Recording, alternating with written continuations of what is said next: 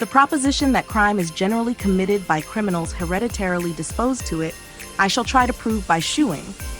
1. That there is a criminal class distinct from other civilized and criminal men. 2. That this criminal class is marked by peculiar physical and mental characteristics.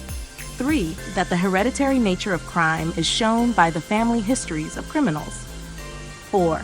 That the transformation of other nervous disorders with crime in the criminal class also proves the alliance of hereditary crime with other disorders of the mind, such as epilepsy, dipsomania, insanity, and sega.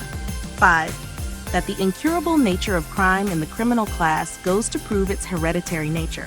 When it is averred that there is a criminal class sui generis, it is not denied that now and then crop out criminals of all kinds from all classes of men, from the lowest stratum to the upper 10.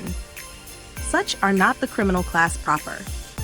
Palmer and Pritchard, both professional men, and Madeline Smith from the West End, and the Lady Audleys and the Henry Dunbars, so famous in sensational novels and dramas, do not belong to the criminal population, properly so called. The criminal class have a locale and a community of their own in our great cities. You never find them pursuing an honest trade or an honorable profession. They do not mingle in markets and engage in commerce with civilized businessmen.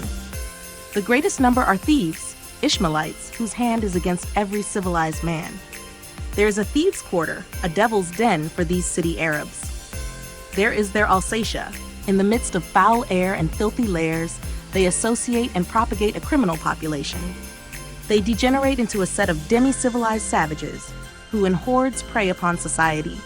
And of them, the historian says, in the hearts of our great capitals are a race as fierce as those who followed Attila, or marched in the ranks of Genseric. These communities of crime, we know, have no respect for the laws of marriage, are regardless of the rules of consanguinity, and, only connecting themselves with those of their own nature and habits, they must beget a depraved and criminal class hereditarily disposed to crime. Their moral disease comes ab ovo. They are born into crime as well as reared, nurtured, and instructed in it, and habit becomes a new force, a second nature, superinduced upon their original moral depravity.